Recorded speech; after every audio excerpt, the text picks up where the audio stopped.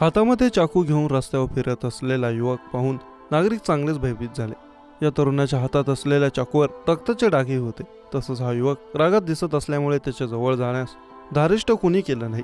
पण तपासानंतर युवक तांत्रिक शिक्षण विभागात नोकरी करतो अशी माहिती समोर आली.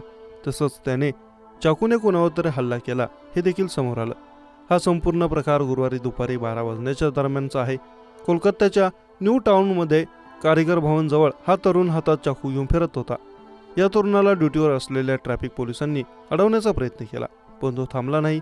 रागात असलेल्या तरुणाने रक्ताने माखलेला चाकू भिरकवायला सुरुवात केली. ट्रॅफिक पोलिसांनी तरुणाला चाकू फेकून द्यायच्या विनवण्या केल्या.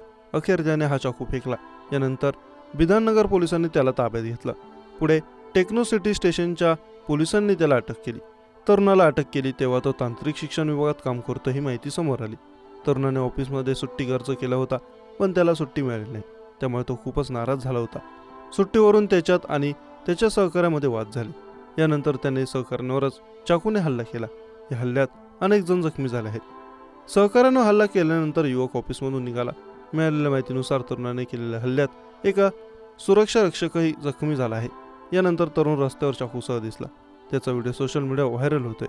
या व्हायरल व्हिडिओमध्ये आपल्याला ट्रॅफिक पोलीस त्याला समजावण्याचा प्रयत्न करताना दिसत आहेत. मिळालेल्या माहितीनुसार या आरोपीचं नाव अमित सरकार असं आहे.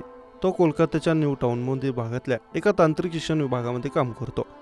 जखमींना ऑफिसच्या जवळ असणाऱ्या रुग्णालयात दाखल करण्यात आलं. चौघांपैकी दोघांची प्रकृती गंभीर असल्याची माहिती समोर आली.